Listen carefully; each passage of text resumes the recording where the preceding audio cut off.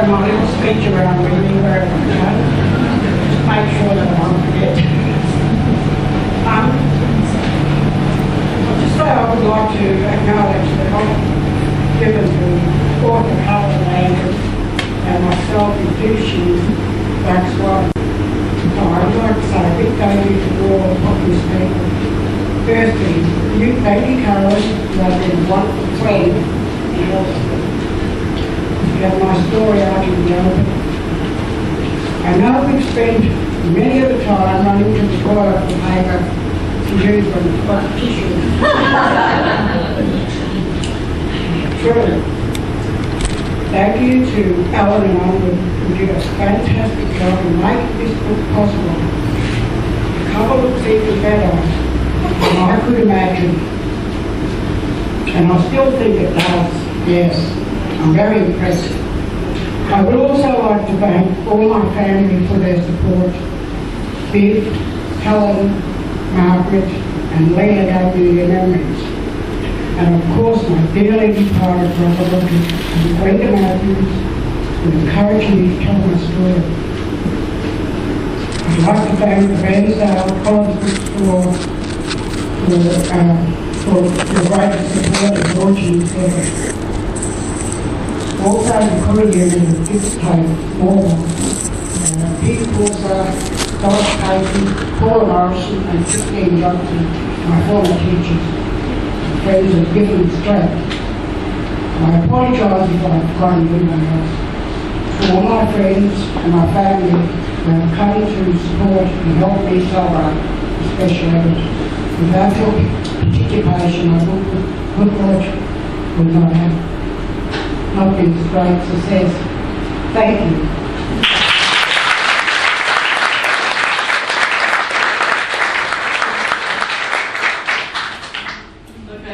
I'm going to wing it. I don't have it prepared. The first thing I want to show you is, because it covers up this book, and what a wonderful job Alan and Eileen did with it. While we were writing it, I knew that, well, we both, but I knew first that each chapter had to have a painting at the beginning, because the painting, the artwork that Eileen did, and for me, her confidence, she was confident to speak to me about her art first before anything else. And so I knew that we had to start with the art. And the art needed to be at the beginning of each chapter. Well, my agent, Jenny Darling, our agent, Jenny Darling in Melbourne, knew that it was going to be a really hard sell if we insisted on art at the beginning of each chapter. So she actually gave Ellen the manuscript without the art. And Elizabeth Weiss said, how come you're writing all this stuff about the art at the beginning of each chapter when there isn't any? Wait a minute. And so I had a long talk with Elizabeth, and I said, look, we have to have the art in this book because of all the things that have been taken away, especially the commissions, the music, the stories, the language. The language is really serious. The dances, they couldn't take away the art. That the art still exists, and the art is emerging and developing and changing, and it is such an important part. As soon as I said that to Elizabeth, who was in charge of the Aboriginal section at Landon, as well as one of the main publishers, she said, okay, let's figure out how to do it. And so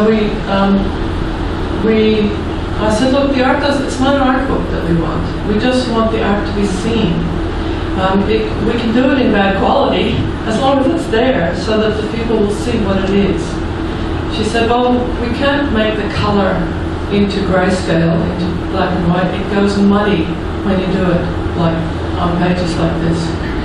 And so my husband, who thinks he's an IT genius, said, oh, let me try. And as he was trying and doing all this stuff with Photoshop on his Mac, so I'll keep this going,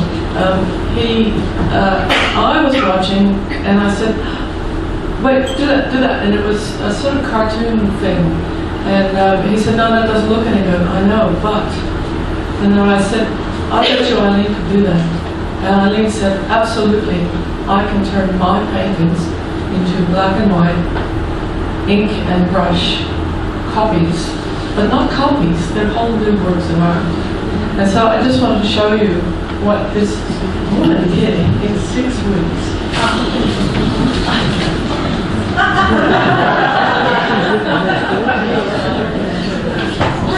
That's the color. And the way this book works is we have the black and white at the beginning of each chapter, but then they put in a really beautiful color insert. Beautiful color, very good quality. So there's a color insert, and then there's also, I just had it, a black and white photographs of the Mish and the family and different parts of Eileen's life. So it's a really incredibly beautiful book. And I'm so pleased that we're with Ellen and Landon and that they had the sensitivity to do this. Anyway, so we start with this color picture of the swan, and we start with the swan because the swan's so important. But this is what she turned it into.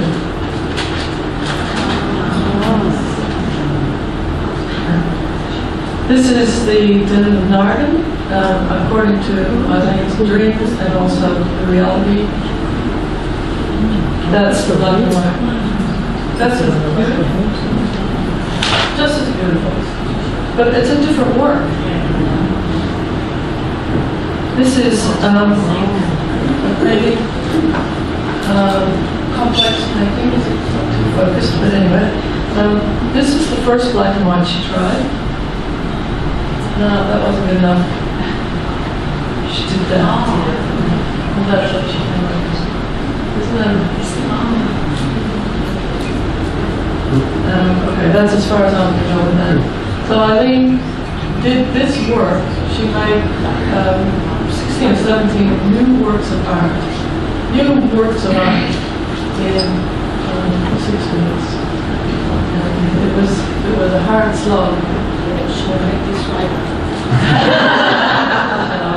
Well, you made that video yourself, which was amazing. And these prints, or these works, are on display at the Queer Heritage Trust right now in Melbourne. And I know Bairnsdale's a long way from Melbourne. But along with a whole collection, as many of these paintings as we could collect, plus some others, it's a beautiful exhibition. And if you're in the city before the 21st of this month, they'll still be there. And it's a beautiful exhibition that they put up. So that's the first thing I wanted to say. Now, the next thing, I want to talk about Eileen and I and how we work together, because it's kind of audacious for a white person to write the life of an Aboriginal person. I think that many white people may have tried it once before, but we can no longer do that ethically today. And so I made sure in the book that it was very clear what my position was in the book, that I was not becoming Eileen. I wasn't writing her story for her. What I was doing was shaping it. And the story is Eileen's, not mine.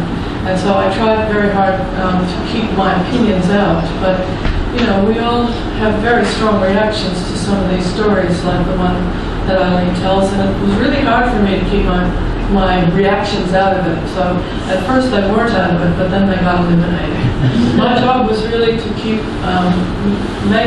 the story in context of the social and historical changes that were going on from the late 1950s or the late 40s right up until now. So it started with protection, and then it went through assimilation, and then the referendum, and then slowly, little changes were going on, and then reconciliation, and now. And reconciliation, as far as I'm concerned, what that brought about was our interest. At last we began to listen and pay attention and realize that these were whole people worthy of our attention, with an ancient history that we hadn't given the right kind of respect to. And that's what reconciliation has done, is doing. It has a long way to go. But that was how I felt my job was. But the whole idea of interviewing, listening, telling, writing is a very complicated one. I just wanted to tell you a little story. While we were talking, Eileen began to remember things that she didn't know she remembered. And one of them was walking in a horse. She remembered when she was very small, walking, she thought it was at Horsham, on a dirt track next to her father, and they were walking next to a horse pulling a dray, and her mother was in the wagon, and there was a little tiny, with a baby in her arms, and she was pregnant. And Eileen's trying to figure out when that was, and where it was, and who was the baby, and who was the one in the tummy, and all those things. She said, yeah, but the really important thing is I had a white dress on. I said, oh yeah. And she said, a white dress, what kind of white dress? I said, it was like, really? To me. And she said, a fairy princess dress, like a fairy princess wears. And later that night, I went, oh yeah, okay. And then later that night I thought, fairy princess? Why did Eileen say fairy princess? Did she actually think of a blonde, blue-eyed sort of waif down in the garden? And was that what she was thinking of herself when she had a fairy? Is that what she meant when she used those words? So I had to ask her, what did you mean? She said, oh no blue eyes, she said. I was a little black girl in the bush and I had a nice dress on and I liked being tidy and pretty. So she said, I'm going to do a painting of that. And immediately in my mind, this is the baggage that we interviewers carry. And this is why it's so dangerous for me to think that I could write Eileen's story. I immediately thought, oh, has she seen Arthur Boyd's bride paintings in the bush, and with the Aboriginal woman in a white dress floating over the dam, and also being they were gambling with her as the stake, and with two paintings. And I said, have you seen those? How the white dress is incongruous? And she said, I'll have to look at those paintings. What does incongruous mean? And as soon as she said that, I thought, it wasn't incongruous for Eileen to have a white dress on. It wasn't a fairy princess or a bride dress. There was nothing tragic about it. She was happy to look pretty, just like any little girl. And so my baggage, I thought, what? But in my mind still, I thought she was going to do an Arthur Boyd painting. Well, this is what she did. And I was like, oh, thank goodness I have not influenced her with my stupid questions. And that was one of the first lessons for me. I'm just going to read a tiny paragraph, and then I'm going to hand over to Eileen, who's got some stories to tell. I'll kind of introduce the stories for you. This is kind of the difficulties. Over the weeks, Eileen and I discussed many things on and off topic as we were. While these discussions deepen our friendship, they also give her a new view into what she's telling me. Even while she speaks, she watches my face, noting my unconscious reactions to her, which possibly give her a new idea of the meaning of the stories. She can tell that I find some things that she has always taken for granted fascinating, and that sometimes I seem to pass over other things she has always considered significant. I'm aware of it too, and I try very hard not to let my reactions influence her story. But it is an inevitable part of the process of telling, listening, and writing that we are involved in. I don't mind if it's the other way around and she influences me. I know already that Eileen's view of her world is opening up new ways of seeing for me. Not long ago, she and I walked along the beach at Cape Hudson on the Bunnerong coast. She told me as she walked that she had previously discovered a midden along the coast. She said that she notices things wherever she goes. On the day we were walking together, she was fascinated with the rocks and the patterns the tide and wind had made on them over the millennia. She recognized the patterns, and I became aware that she was seeing shapes her people had been seeing and using in their art for thousands of years. They were the very shapes she uses in her own work. I began looking more closely, and I became fascinated myself. Eileen's delight at the beach was palpable. Now here in this kitchen, this is Eileen's kitchen where we always worked, at the end of our session together, we are remembering the visit to the Cape. In this story of your life that we're writing together, I say, you must tell about what you see and how you see it and why you are equity and why you see it that way. And she says, I have to do it. So she was very determined to tell the story, and I was so lucky that she did. Okay, now, here's the black and white of that painting, which is the first in the book.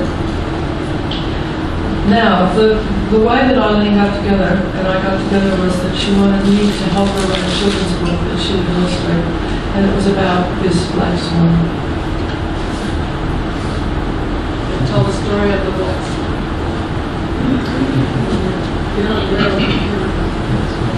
I know really you're talking about the painting itself, or the story. Well, this story was based on my childhood when I was 9 years old. And I've always remembered until the day I died. And this story, I really wanted to write a children's book on it. It's about going across the lake with my very young aunt and a little unalone castle. I don't know what the topic is. So I just thought she was just a baby. And Auntie Lou and Papa were elderly, very dark people that spoke the language. I don't think whether it was Colonel. Because I do remember I really first speaking language one time. I didn't quite understand. They were telling us they were going for a trip across the lake to see Cotty Roberts. He's a white bloke that lives across the lake. He's friends with people on a mission. We had to get permission from my parents to go with my sister, cousin Bruce, Carolyn, and cousins Reggie and helping us. Yeah. And I'm yellow and I'm sick. So there was about 9 of us that night. And I didn't notice. So it was a beautiful day. There was no cloud in the sky. Just the sun shining like the sun shining up there, you can see. And it's hard. We just give you one strong argument. The Swan is a child, or woman actually. The sun is the power or the energy. Clouds are the zodiac signs. And the storm is chaos. And the boat is right saying. Well, anyway, we continued across the lake, and the boys had spotted a long white swan swimming, and they said, let's catch it. Uncle Elderly said, no, leave the swan alone. He said, leave it alone. The boys didn't, they just kept rowing and rowing, got close to the swan and just kept swimming, and we just thought that something was wrong with the swim, and it wouldn't fly. They normally fly away when something was close to it. So when they got closer, they just grabbed it by the neck, well, I could hear. And Uncle said, here, quick in the yesterday. So hopping in there and quick in the corner of the boat is where I was sitting In the bow, or in the front, by herself. As we continued across the lake, the Cold Brothers met us on the shores. You already have fire, a big boiling there, those days we had the big cabins. You'd normally just grab a handful of pickings and pop them in the water. Water was boiling. So he said, off you go, kids, go and climb the trees and get as many fruit as you like. And the boys were sharks and prawns and crabs to take home here. And I'll go sitting down there having a cuppa, and didn't notice, taking notice, this was a beautiful day. We didn't take much notice that there was a storm coming over, so Uncle said, come on kids, we have to get back home for the storm, mix up. So we all boarded the boat. The boys started rowing back, and by the time we got in the middle of the lake, the squall was right on top of us. That we started just disappeared. And all of a sudden the boat started rocking, and I started to feel a bit frightened. So my sister and cousin were sitting in the middle, just up above me, with their hands over their eyes. And Liv's telling me to do that too, but when I did, all I could do was just feel the boat rocking. And I started to scream. So oh Mum, I want to go home. Right out in the middle of the boat.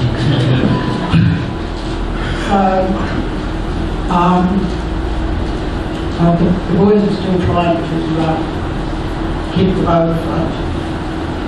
And Uncle was sitting yelling at them to let the Swan down.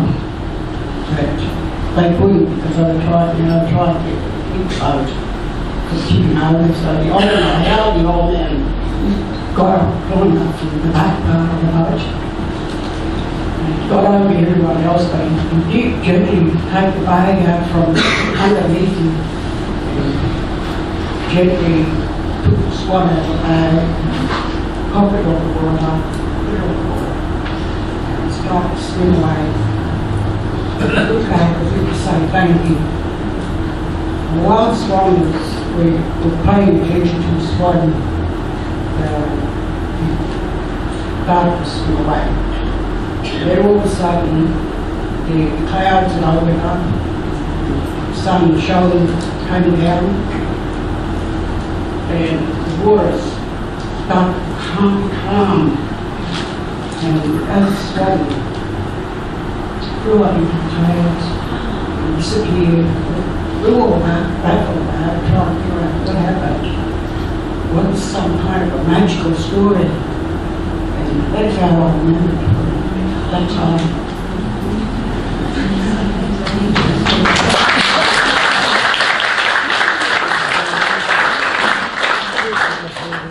When Eileen came to my house to tell me the story, she told it. I was thinking all the time, okay, this could be illustrated like this, and this, and maybe I can help her figure that out, and I can put it in these words on these many pages. I was being technical. Well, she got lost in the story, and when she got to the end of the story, she didn't stop. And she continued to tell me the whole story of her life. Crazy, of course, but it took her probably 45 minutes to tell this amazing story. And I realized that as she was telling me the story, I realized that the Swan actually was a metaphor or symbolized her life. When she lived at Lake Tyres as a young child, she was happy, she felt free. She had a wonderful feeling about the mission because she was a kid there. And there were some issues with the managers, but otherwise it was, she was a kid there. And it was her parents who had issues, and she had her hearing, but that's you agree with that. And then when the assimilation policy came about in 1957, the Mish, they thought, well, they were told they're going to be moved off, everybody. Eileen's family apparently was first chosen, and the reason to be moved off, and the reason they were chosen was because they were the most stable family. And as soon as you got to Ararat, which is where they were put by themselves without family, although it was in the father's country, Eileen felt that she had been placed in the Haitian bag. She was that Swan, free and then captured. She was in that Haitian bag from 1963 until probably about the middle of the 90s. I'm trying to figure out who she was, where she was, how to be, and that's sort of the center of the book. We won't spend a lot of time on that, but just again, talking about the art, and this is black and white. She did in that beautiful story. Not quite the same, but I mean, it's another work. It's beautiful.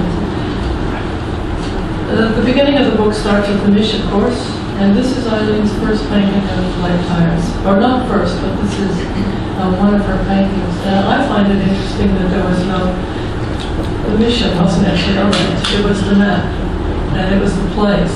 And it's, for me, and Eileen was really generous in allowing me to respond to the paintings and write down what I felt. And I felt that it was a very almost rigid and very organized painting with lines and the bush is down here, but then up here is the bush, and it wasn't as straight-laced as you could imagine. The next painting, then this is black and white, and the next painting, that's the bush as well, and that's off behind the buildings. And the wonderful, well, you can see there's a beautiful child's view here, and those are the child's footprints. I'm just bringing us to the next story. Now this, look at that. How could she do that? They speak for themselves. Okay, now, when Eileen was in school, when this photograph was taken, the assimilation policy had already begun to be implemented, but nothing had actually changed at the MISH, except that things like child endowment and a dole was being paid to the people, but because they were living on the MISH, they never saw it. They had passbooks, but the manager had the passbooks. But things began to change, and they were trying to get people ready, teachers and everybody, ready for this big move, to move out to the wonderful wide world, and as if they wanted to. And Eileen doesn't know, but a guy came and showed this painting to the school. You want to talk about what he did and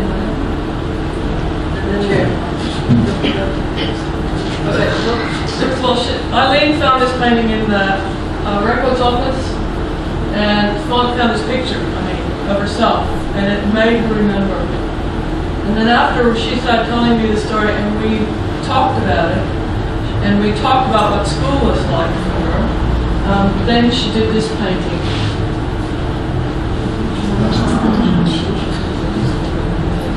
This is the painting which it seems of me.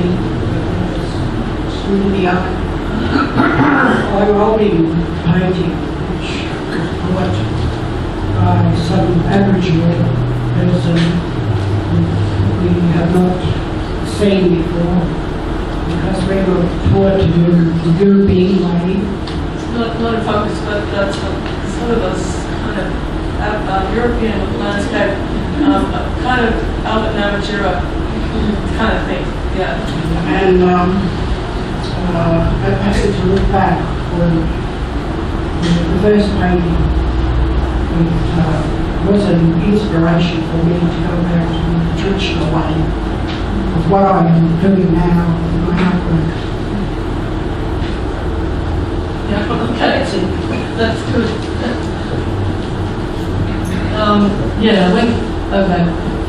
I'll just leave it at that. But that was the first time that the children had seen spirit ancestors painted images of them. They weren't allowed.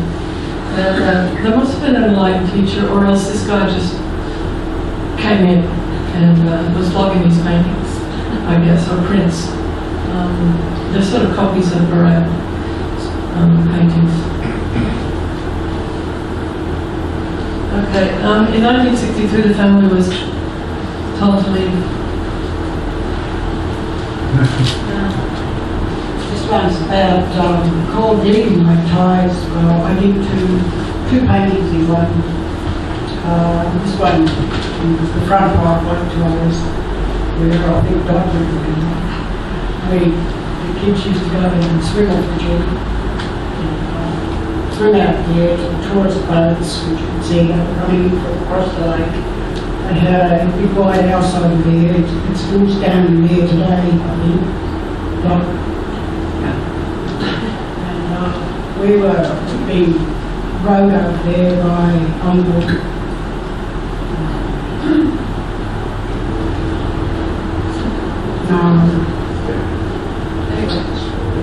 Moffat.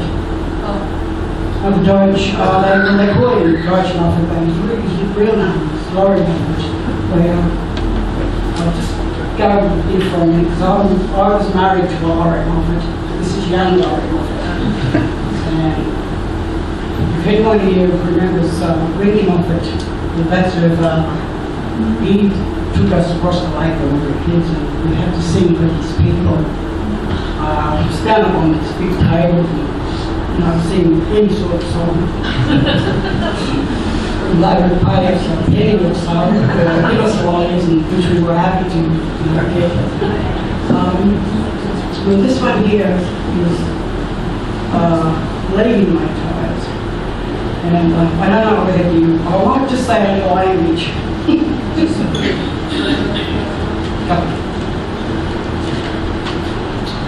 I did this one in black and white, so and I put the footprints coming out of the mission, and this tree here was always seen as you come into the mission, and it was called,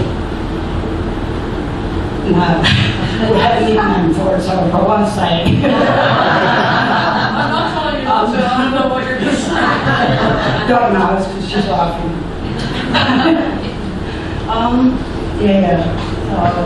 Just thought about doing this baby, because I don't buy this beautiful memory. This is the family leaving. It's quite poignant to the book. And this painting is about my parents. Can I just add something first? Okay. The family moved to Ararat, and by 1972, both parents had died. The family had been basically disintegrated. Many of the sisters were in homes. Some were fostered out.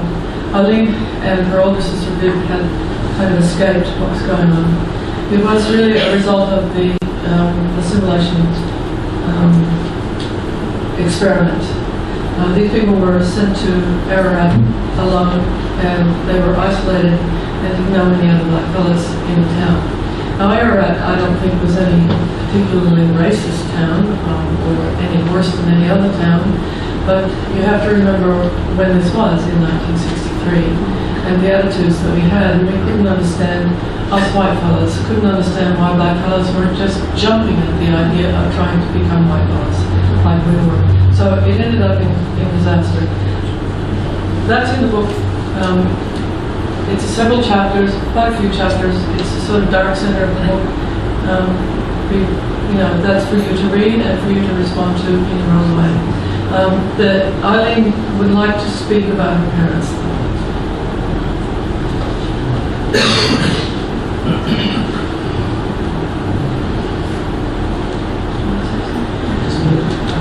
I think I'll just read from the chapter.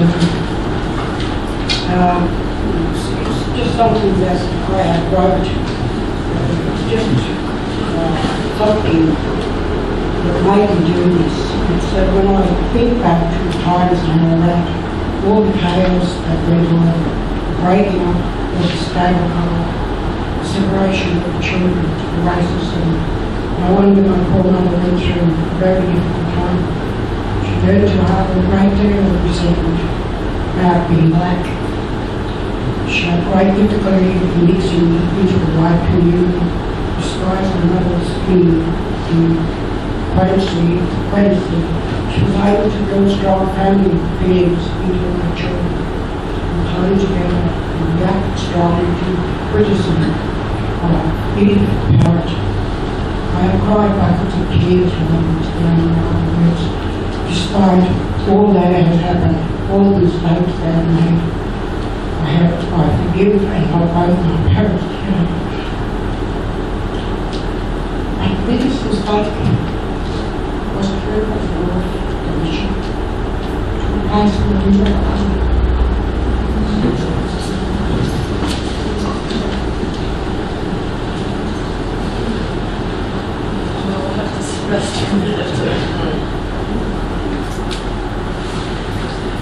Eileen escaped from a terrible situation in order to survive.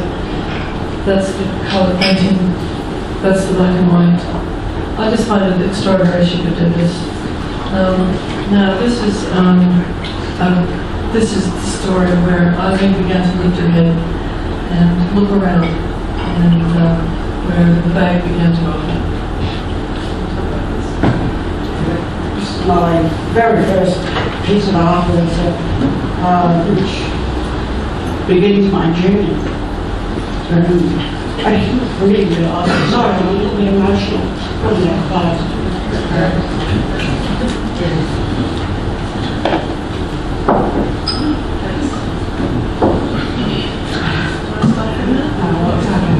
I met a lady about 90 I left Florida for to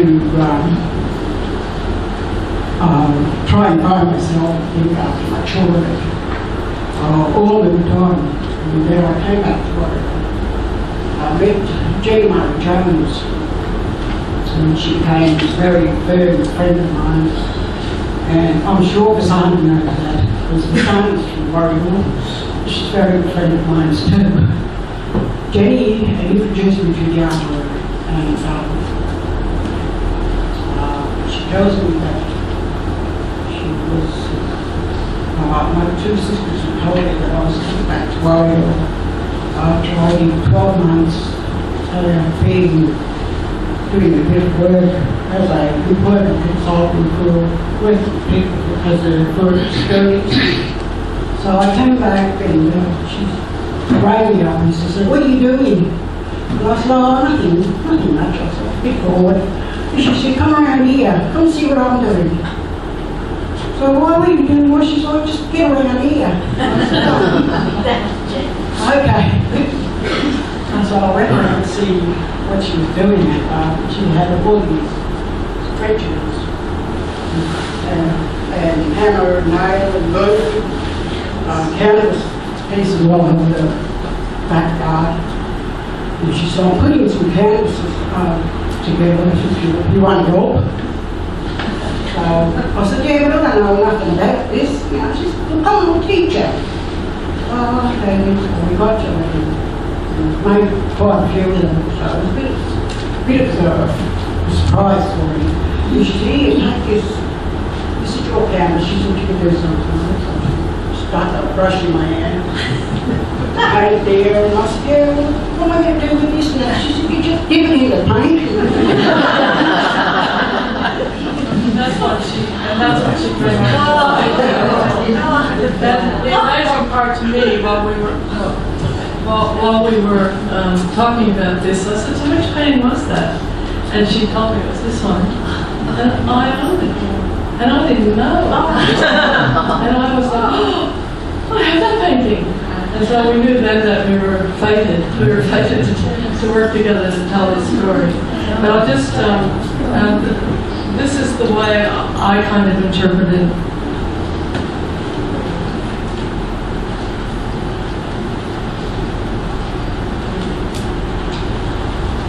it was sort of talking about painting a bit, and then the trees may not be ghost gums, Eileen decided. They may be hollowed out ancient trees standing stoically in a clearing in the bush. Maybe they know what they have seen over the centuries and symbolize a silent past. Maybe it is a past that, at this point in her life, Eileen hadn't acknowledged herself.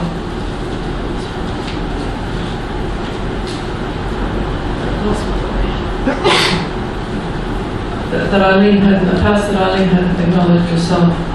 Maybe the form of the twin gums was coming from a deep place inside her that she had yet to recognize. After all, she had learned to be ashamed of the deep past inside her, and spent much of her life trying to live according to the expectations set by a culture that refused to acknowledge her humanity. Maybe knowing Jenny for only this short time had caused something to crack open and begin to emerge. Like a chick forcing its way out of an egg. Like a swan about to be let out of a hessian bag. The knobbly and knotted fingers of an old man untying the string. Maybe these are old man gums, all wisdom and memory and dreams. Maybe they are Uncle Bolivar speaking to her through the brush in her hand. I thought, when I realised what painting this was, I was absolutely moved, and I couldn't believe that we owned this painting, and that this was the first thing she ever did outside of primary school. So she's a natural.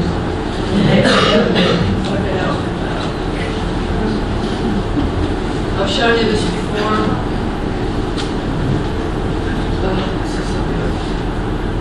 These are, we won't talk about these, but there's a part of the chapter 40,000-year-old soul. And Eileen's identity, she begins to connect.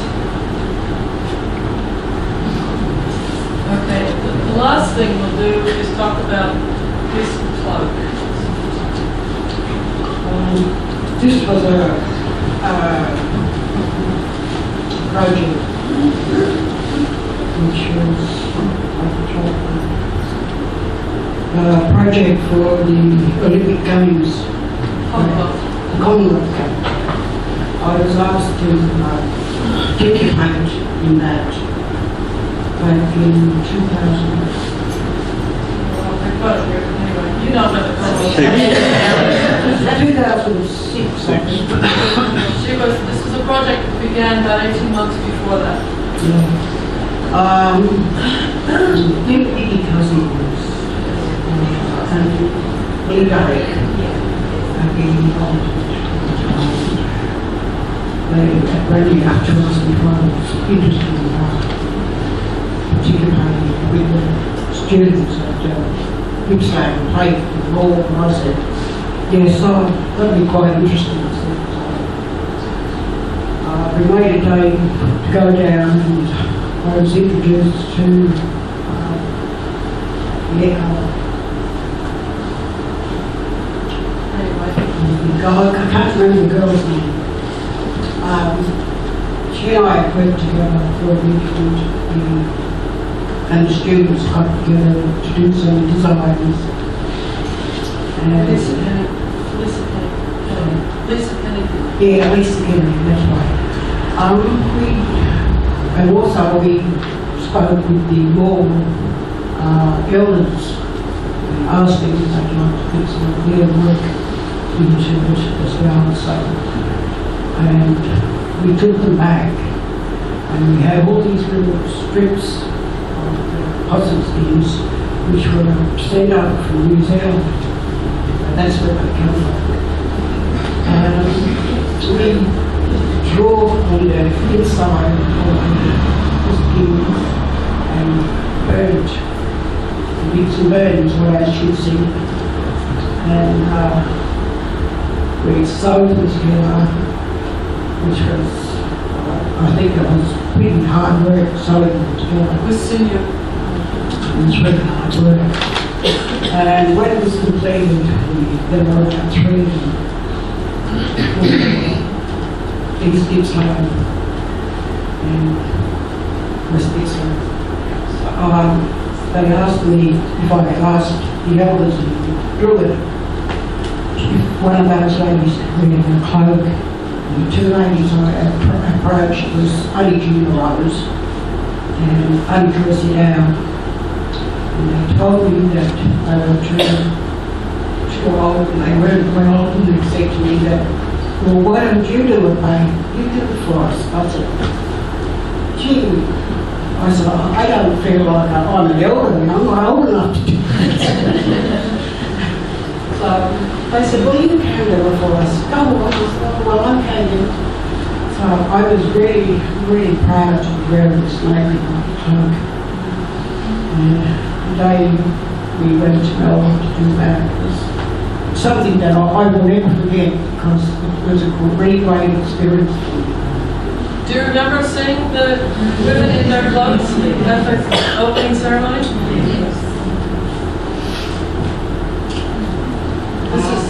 These are Eileen's words. Yes, read a little bit here after that we've been out there showing them off. I think it was really that great experience because it really lifted me. It really lifted my spirit, my soul, my whole everything. I think just lifted me higher. I felt so proud. I was proud for my people. But we were out there showing, he said, when we came back, no one ever spoke for a long time afterwards. When we came off, all 48 of us. 48 of us from all around Victoria. I don't think any of us will ever forget that day. It was so important. I still got that feeling inside. I still have it now. That emotion, that pride. There we were, all of us really experienced that powerful feeling. Everything I've been through. I'm a very powerful person. My culture is powerful and important. I'm the beginning of the world. There would have been so many people in that audience who had no idea who we were. And there we were telling them. My spirit wouldn't let me give up. Wearing this cloak allowed me to believe in myself. I felt then that no one could ever say I was nothing again.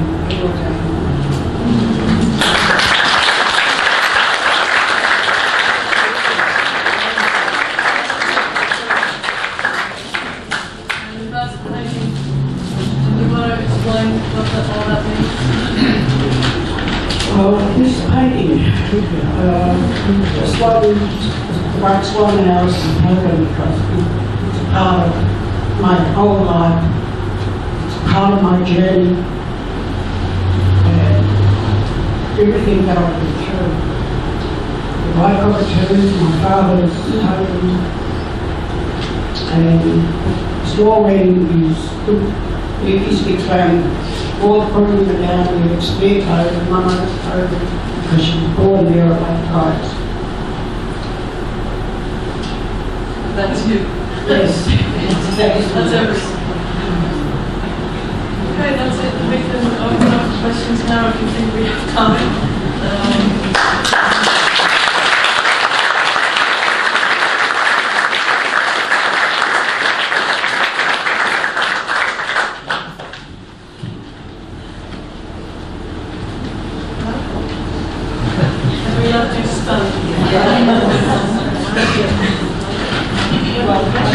I know that I'm questioning, but I just think it's such an important story to tell, and I'm so glad that you have found the courage and going through all the pain to be able to tell her. I'm reading it, but slowly, because it's not something that you just quickly read or decide, but thank you.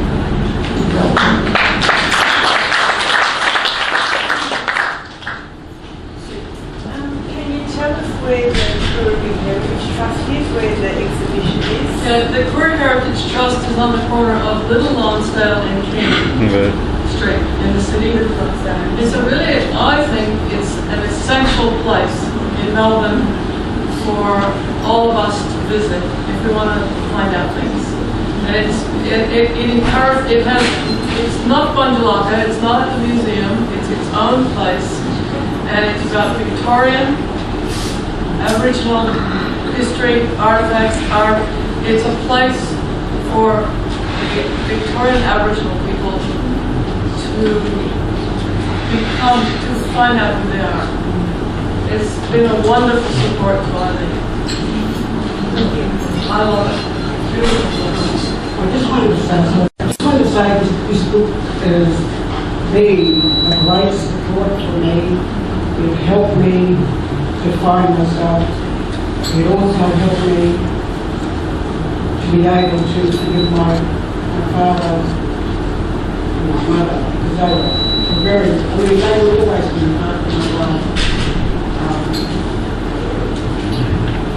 So it just helped me to forgive them. So I think I'm very lucky to be able to get all my stories out there that I have done. Being through a lot with all the alcohol abuse, my ex-husband, it's made me very strong as the person I am now. I'm so happy to be here today.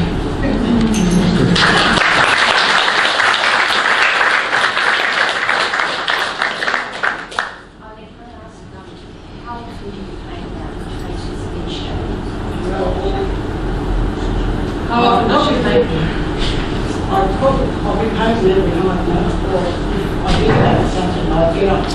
any time you get on, 2 o'clock in the morning, maybe, start painting.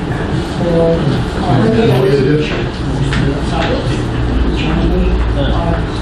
quickly schedule, even before I get these pages, but with Jim.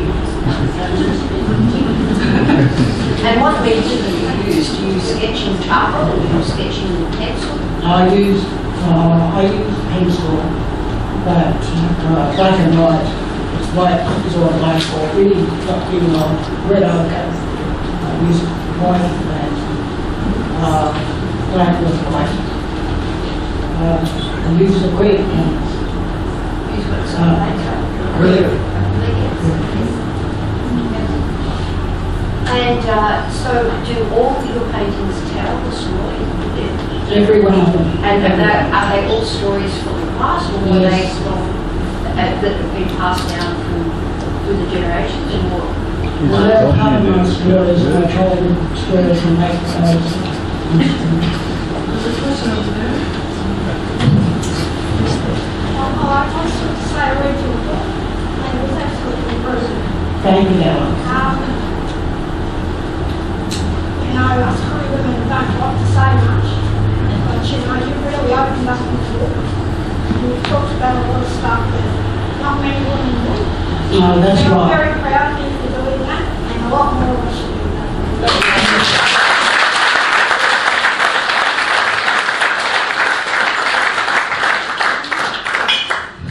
Well, I'm glad that you spoke about that because I knew that this would happen to a lot of us, women out in Australia.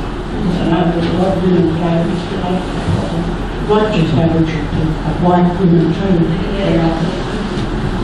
Or any people from all different walks of life. Yeah, thank you, darling. Are there any other questions? And do you visit this area very often? Do you go back and do back to that transition? I have been, probably about when Pop passed away, many years ago. Last year. I still pop in there because my mum's sister is still living there and she's an elderly. I was just hoping that she would care after the war. I'm sorry that she's not here.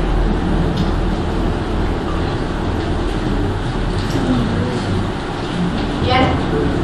Thank you very much for telling the story. Very moving and truly beautiful. Thank you. I'd just like to know the significance about the cake that's on the chair. It must be the one that's in the front. No, not this one. This is just something. Sorry, it's very poor intact, but we thought we loved the colours, we thought they were very similar to the total.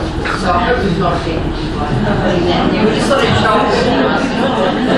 We're very pleased how this bookstore has handled this event tonight. It's just been really warm and lovely. Thank you. The cloak, the original cloak is kept out to keep the place here and there. Probably if you pop over there, they might give you the chance to look at.